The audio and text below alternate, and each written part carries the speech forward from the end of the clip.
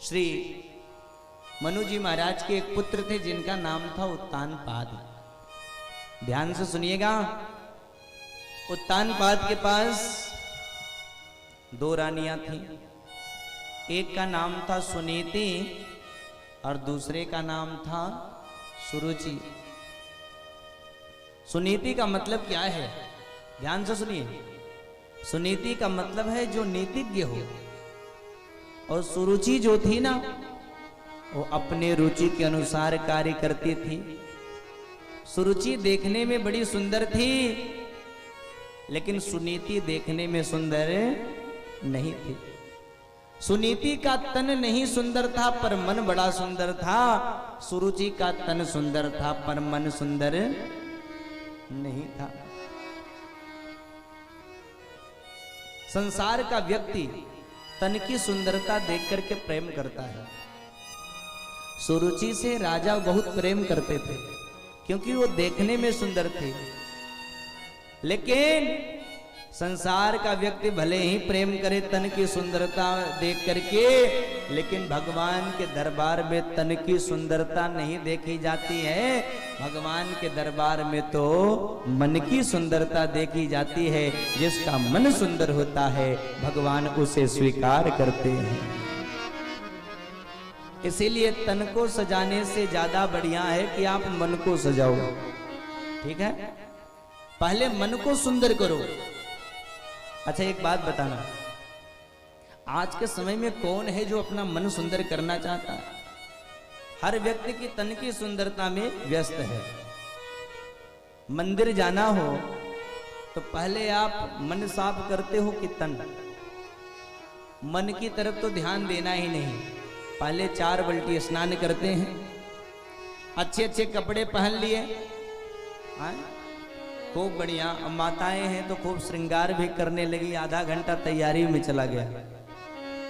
और पूछा जाए कि कहाँ जा रहे हो, तो क्या कहते हैं? दर्शन करने जा रहे हैं। लेकिन इतना श्रृंगार देख करके तो लगता है दर्शन करने नहीं, दर्शन देने जा रहे हो। अरे भाई, दर्शन करने जा रहे हैं, श्रृंगार खुद का करके जाते हैं। जितना समय केवल तन को सजाने में हम बर्बाद करते हैं ना, उससे कम समय में ही अगर मन को श्रृंगार किया होता, मन को सजाने का काम किया होता, तो केवल मंदिर में ही नहीं बल्कि संसार के हर कण कण में तुम्हें भगवान दिखाई पड़ते, हर कण कण में परमात्मा नजर आता। लेकिन मन को श्रृंगार कौन करता है? और आपका मन कितना सुंदर है ये हम नहीं जानेंगे। ये आप खुद अपने आप से पूछेंगे तो पता चलेगा कि इस मन से हमने कितना अच्छा किया, कितना बुरा किया। सुनीति का मन सुंदर है, तन नहीं सुंदर है। राजा उत्तानपाद ने सुनीति को नगर से बाहर रहने का जगह दिया है और सुरुचि को अपने पास रखते थे। समय बीता, दोनों रानियों के एक एक संतान का जन्म हुआ। सुनीति के बेटे का नाम हुआ ध्रुव और सुरुचि के बेटे का नाम हुआ उत्तम। एक दिन की बात बताएं, वो ध्रुव नाम का बच्चा, सुनीति मैया का बेटा, अपने मित्रों के साथ खेल रहा था। बच्चों ने कहा चलो आज हम लोग अपने अपने माँ बाप का नाम बताते हैं। वो ध्रुव जी बोल पड़े, भैया हमें तो अपनी माँ का नाम पता है, पर पिता का नाम मुझे मालूम नहीं है। बच्चों ने कहा बावरे, अरे तेरे पिता तो यहाँ के महाराज हैं, महाराज उत्तानपाद तेरे ही पिता हैं। छोटा सा बालक सोचने लगा, अरे चलो आज मैं भी जरा पिता का दर्शन करूं, पिता कैसे होते हैं, चलो मैं भी जरा देखूं, पिता की गोद में बैठूं। आज वो छोटा सा बालक पिता से मिलने की लालसा को लेकर के पिता के दरबार की ओर चल पड़ा। सिंहासन की सीढ़ियों को पार करता हुआ बच्चा वो गया। महाराज उत्तानपाद बैठे हैं, बगल में सुरुचि मैया बैठी हैं। वो छोटा सा बालक पिता की गोद में बैठना चाह, तब तक बगल में जो सौतेली मां बैठी थी ना, हाथों को पकड़ के धक्का दे दी और वो बालक सिंहासन से गिरता गिरता नीचे जमीन पे आकर के गिरा। चोट लगने के कारण वो बालक रोने लगा, और जब बालक रोने लगा ना, तो सुरुचि मैया ने कहा, अरे बेटा, इस गद्दी पे बैठना चाहते हो, पिता की गोद में बैठना चाहते हो? सुनो, अभी तुम्हारे अंदर लायकता नहीं है, तुम्हें एक काम करना पड़ेगा। एक मिनट, प्रसाद के लिए भी रुक जाइए, अभी मत दीजिए, अभी रुक जाइए।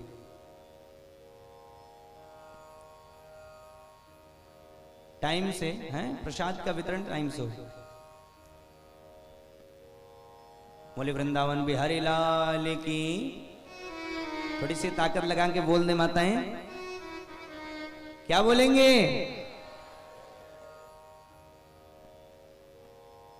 उस मां ने कहा, बेटा, इस सिंहासन पर पिता की गोद में बैठना चाहता है ना, तो जा करके पहले भगवान की तपस्या कर। जब वो प्रसन्न हो जाएंगे तो भगवान से एक वरदान मांग लेना कि मैं सुरुचि के गर्भ से जन्म लूं, और जब तू मेरे गर्भ से जन्म लेगा ना, तब इस राज सिंहासन पे बैठने का अधिकारी होगा। अभिमान में लोग कितनी बड़ी बड़ी बात बोल देते हैं। सोचिए, पहले भगवान मिलेंगे तब तुझे मेरा गर्भ मिलेगा। गर्भ में कितना दुख होता है पता है? गर्भावास समम दुखम न भूतो न भविष्यति। गर्भ में इतना दुख होता है कि उतना न कभी पहले हुआ था न आगे कभी होता है। और उसी गर्भ में आने की बात कर रही है, कब? जब भगवान मिल जाए तब। वो बच्चा रोता रोता अपने घर आया। सुनीति मैया समझ गई कि मेरे बेटे को किसी ने डांटा है। सुनीति मैया ने कहा, देख बेटा, तेरी सौतेली मां ने जो कहा है ना, कुछ गड़बड़ नहीं कहा, उन्होंने बढ़िया कहा है। और तुझे संसार के पिता की गोद में नहीं बैठना चाहिए, तुझे तो जगत पिता के ही गोद में बैठना चाहिए। अगर उन पिता की गोद में तू बैठ गया ना, तो संसार में किसी पिता की गोद में बैठने की आवश्यकता तुझे कभी नहीं पड़ेगी। ध्रुव जी ने कहा, मां, वो पिताजी मिलते कहां हैं जो जगत पिता हैं? मैया ने कहा, बेटा, वो तो हर जगह मिलते हैं। महात्मा लोग जंगलों में जाकर के तपस्या करते हैं, तब भगवान को प्राप्ति होती है। ध्रुव जी ने कहा, मां, आपका आदेश हो तो मैं भी जंगल जाऊं तपस्या करने? मां ने कहा, ना बेटा, तू घर में बैठ के भजन करेगा, तुझे भगवान मिल जाएंगे। कोई मां अपने छोटे से बेटे को कभी जंगल भेज सकती है? अरे, जो बच्चा विद्यालय जाता है सुबह सुबह और शाम को आने में जब विलंब होता है ना, तो मां का हृदय व्याकुल हो जाता है, न जाने कहां होगा मेरा बच्चा।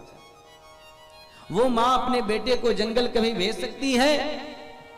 मां ने कहा, नहीं जाने की आवश्यकता है। लेकिन ध्रुव जी के मन में एक संकल्प जग गया कि अब तो भगवान को पाना है तो पाना है। मैया को बिना बताए घर को छोड़ करके ध्रुव जी जंगल की तरफ चल पड़े। शोर मच गया, ध्रुव जी चले गए, ध्रुव जी चले गए। उत्तानपाद को पता चला। उत्तानपाद ने कहा, रोक लो मेरे बच्चे को, कोई रोक ले, और आज ही मैं उसे राज्य सिंहासन पर बैठा दूंगा। नारद जी गए ध्रुव जी के पास और जाकर के बोले, बेटा, कहां जा रहा है? ध्रुव जी ने कहा, भगवान की प्राप्ति करने जा रहा हूं। जंगल में कभी भगवान नहीं मिलता, बड़ा बड़े सिंह मिलते हैं, तुझे नाश्ता बना करके खा जाएंगे। ध्रुव जी ने कहा, अरे, उस सिंह में भी भगवान होता है, ऐसा मेरी मां कहती है। नारद जी ने कहा, लौट चल वापस, तुझे आज ही तेरे पिताजी राज्य सिंहासन पर बैठा देंगे। पूरा राज्य दे देंगे। ध्रुव जी ने कहा आप हैं कौन? नारद जी ने कहा मेरा नाम नारद है। ध्रुव जी ने कहा ना, आप नारद नहीं हो सकते। क्यों? ध्रुव जी ने कहा नारद जी के विषय में मेरी मैया कहते थे कि बेटा जिसे एक बार नारद जी का दर्शन होता है उसे भगवान का दर्शन जरूर होता है, क्योंकि नारद जी उस भक्त का हाथ पकड़ करके भगवान से मिला देते हैं। आप कैसे नारद हो जो मुझे भगवान के भक्ति के मार्ग से वापस जाने के लिए बोल रहे हो? और यदि आप वास्तव में नारद जी हो तो नारद जी सुनिए, अभी मैं भगवान के भक्ति के मार्ग पर केवल 2 पग चला हूं, मुझे पूरा राज्य मिलने लगा, और कहीं मैं इस मार्ग को पूरा पार कर लिया तो मुझे ना जाने क्या मिल जाए, मैं वापस जाने वाला नहीं हूं। नारद जी ने देखा ये बच्चा तो बड़ा हठीला है। अच्छा बेटा तुमने गुरु मंत्र लिया है कि नहीं? दीक्षा लिया है कि नहीं? बिना गुरु के गोविंद नहीं मिलते और बिना गुरु के भवसागर से पार भी नहीं हो सकते। और सही बताएं, जीवन में गुरु की परम आवश्यकता होती है। जैसे ही गुरु अपने मुखारविंद से भगवान का नाम हमारे कान में डालते हैं ना, तो जैसे कोई घास का अंबार पड़ा हो, पुरानी घास पड़ी हो सूखी हुई, तो एक माचिस की तीली से वो पूरी घास जल करके राख हो जाती है। वैसे ही गुरु का दिया हुआ मंत्र जब कान में पड़ता है तो हमारे जन्म जन्मांतर के जो पापों का समूह है वो जल करके राख हो जाता है। जीवन में हर कार्य करें लेकिन वैष्णव बनकर के करें। आपका जप तप व्रत सब कुछ करना सार्थक होगा। और आज एक भगत ने दीक्षा ग्रहण भी किया है। एक बार जोरदार तालियां हो जाएं उस भगत के लिए। मानव जीवन बार बार मिलने वाला नहीं है, भगवान का भजन करें। आज गुरु जी के चरणों में नारद जी को प्रणाम किया है। ध्रुव ने कहा नारद बाबा आप ही हमारे गुरु बन जाओ, हमको स्वीकार करिए। नारद जी ने ध्रुव जी के कान में द्वादशाक्षर मंत्र दिया। और मंत्र देने के बाद आशीर्वाद दिया, जा तुझे भगवान मिलेंगे। ध्रुव जी मधु बन गए, तपस्या करने लगे। 3 दिन कुछ नहीं खाते, चौथे दिन कुछ फल खा लेते। 1 महीना, दूसरा महीना लगा, 6 दिन के बाद पत्ते खा लेते। तीसरा महीना लगा, 9 दिन के बाद जल पी लेते। चौथा महीना लगा, अब 12 दिन के बाद केवल हवा पी लेते। और 5वां महीना जब लगा तो हवा का आहार भी बंद कर दिया, सांसों को रोक करके तपस्या में लग गए हैं। और जिसकी लगन भगवान में लगी है ना, वो बिना सांसों के भी देखिए कैसे चल रहा है, हृष्ट पुष्ट है। वो जिसकी लगी रे लगन भगवान में, उसका दिया रे जलेगा तूफान में। जिसकी लगी रे लगन भगवान में, उसकी दिया रे जलेगा तूफान में। जिसकी लगी रे लगन भगवान में, उसका दिया भी जलेगा तूफान में। जिसकी लगी रे लगन भगवान में, हे हो उसकी दिया रे जलेगा तूफान में। हे हो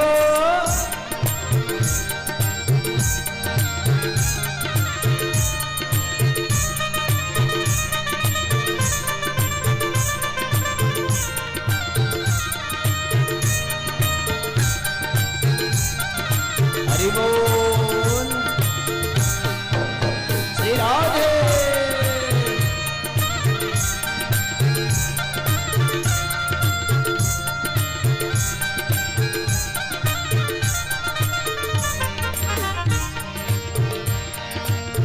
तनिका दिया मन की बाती, हरि भजन का तेल रे। तन के दिया और मन की बाती, हरि कीर्तन का तेल रे। काहे को तू घबराता है, यह तो प्रभु का खेल रे। जिसकी लागी रे रहो, जिसकी लागी रे लगन भगवान में, उसका दिया भी जलेगा तूफान में। जिसकी लागी रे लगन भगवान में, उसके दिया रे जलेंगे तूफान में। एक बार प्रेम से बोल दें,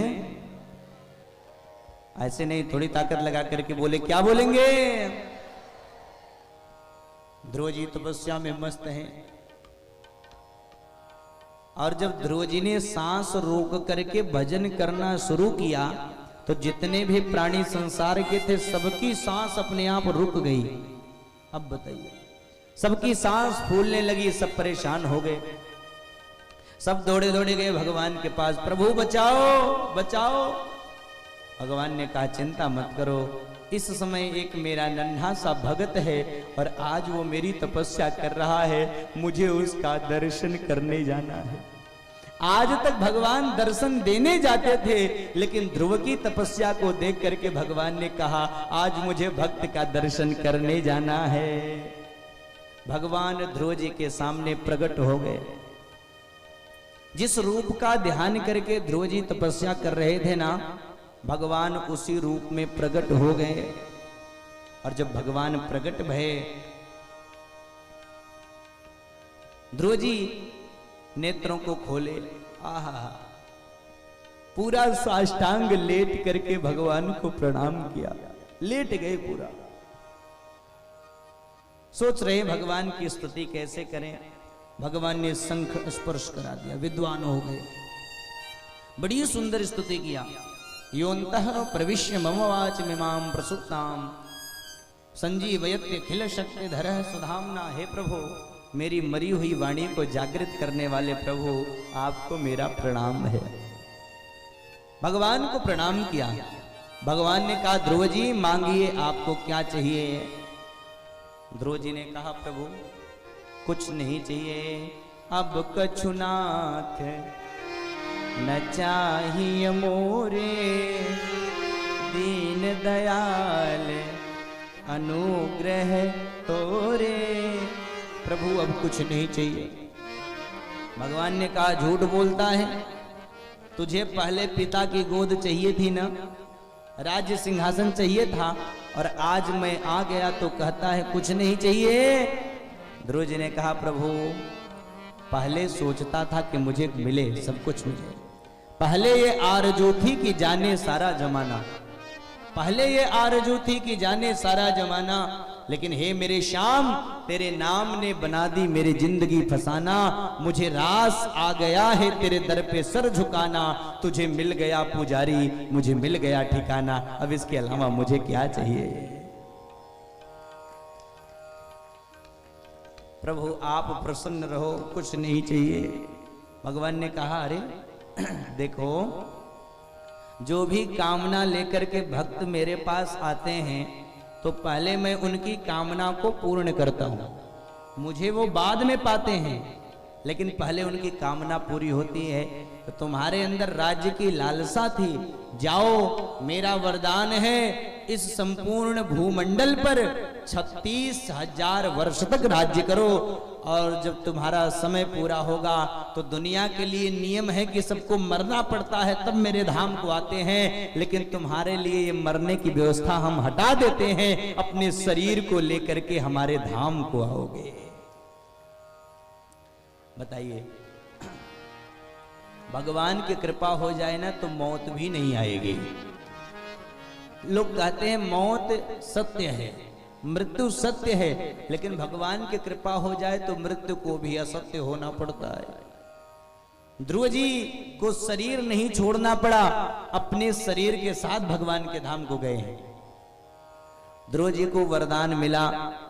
वरदान मिलने के बाद वापस आने लगे, और जब वापस आने लगे ना, तो आज पूरे राज्य के लोग आरती की थाली सजा करके ध्रुव जी के सामने खड़े हैं आरती उतारने के लिए। यही होता है, विरोधी भी अपने पक्ष में आ जाते हैं जब इंसान अपने जीवन में सफल हो जाता है। आप जब संघर्ष करेंगे ना, तो लोग आपकी बुराई करेंगे, लोग उल्टा सीधा बोलेंगे, लेकिन जब आप सफल हो जाएंगे ना, तो वही जो उल्टा सीधा बोलते थे ना, वही आपके सामने प्रशंसा करना प्रारंभ कर देंगे। संघर्ष से कभी घबराना मत। हर व्यक्ति के जीवन में उतराव चढ़ाव आता है, सुख दुख लाभ हानि सबके जीवन में आती है, लेकिन कभी घबराना नहीं चाहिए, क्योंकि जब ठोकरें लगती हैं ना, तो इंसान चलना सीख जाता है। किसी ने कहा है, मुश्किलें दिल की इरादे आजमाती हैं, स्वप्न का पर्दा निगाहों से हटाती हैं, हौसला मत हार गिरकर ओ मुसाफिर, ठोकरें इंसान को चलना सिखाती हैं। आज ध्रुव जी के ऊपर भगवान की कृपा हो गई, तो दुनिया के लोग भी कृपा करने लगे। जा पर कृपा राम की होई, जा पर कृपा राम के होए, जा पर कृपा करें सब कोई, ता पर कृपा करे सब कोई। श्री राम जय राम जय जय राम, श्री राम जय राम जय जय राम, श्री राम जय जय राम। तो आज सबने आरती उतारा, सौतेली माँ भी आरती उतारी। ध्रुव जी का राज्याभिषेक किया और माता पिता ने जंगल में प्रस्थान कर दिया। इधर ध्रुव जी का राज्य बड़ा सुंदर चला। एक दिन ध्रुव जी के जो भाई थे उत्तम को एक यक्ष ने मार डाला, उनकी मौत हो गई। तो ध्रुव जी को क्रोध लगा, यक्षों के समूह का नाश करने लगे।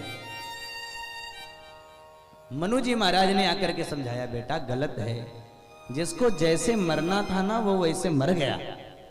अब मरना तो सबको है? कोई अमर तो है नहीं। कोई फूल न बाग में ऐसा खिला, खिल के न जिसे मुरझाना पड़ा, विधि का यह अटल विधान रहा, जिसे आना पड़ा उसे जाना पड़ा। जाना तो सबको है। समझ गए ध्रुव जी। किसी ने कहा, ये बताइए, जिसके जीवन में भगवान का दर्शन हो जाए, क्या उसके जीवन में भी क्रोध आ सकता है? तो एक संत ने कहा, सुनिए, ध्रुव जी के जीवन में भगवान का दर्शन तो हो गया, लेकिन ध्रुव जी के जीवन में सत्संग की प्राप्ति नहीं हुई है। और जिसके जीवन में सत्संग की प्राप्ति नहीं होती, उसके जीवन में विवेक नहीं मिलता। बिनु सत्संग विवेक न होई, राम कृपा बिनु सुलभ न सोई। आज ध्रुव जी का धीरे धीरे राज्य पूरा हुआ, और जब इनका धाम को जाने का समय आया, तो भगवान के धाम से विमान आया। विमान पर बैठने जा रहे थे, तब तक मृत्यु देवी प्रकट हो गई। और मृत्यु देवी ने कहा, ध्रुव जी, ये मृत्यु लोक है, बिना मुझे स्वीकार किए आप जा नहीं सकते। ध्रुव जी ने कहा, देवी अपना सर नीचे करो। मृत्यु ने अपना सर नीचे किया। ध्रुव जी ने क्या किया? मृत्यु के सर पर पैर रख करके चढ़े और सिंहासन पर बैठ गए, विमान पर बैठ गए। मृत्योर मूर्धनिम पदम दत्वा आरुरोहाद्भुतम गृहम। विमान पर बैठ करके भगवान के धाम को गए। बोले भक्तवत्सल भगवान की।